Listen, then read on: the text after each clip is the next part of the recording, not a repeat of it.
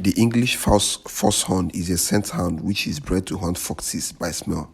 They originated in the 1800s. They reach 27 inches and the coat colors are red, tan, and black with white base. They hunt in packs and often have good temperaments with other dogs, and their lifespan is between 10 to 13 years.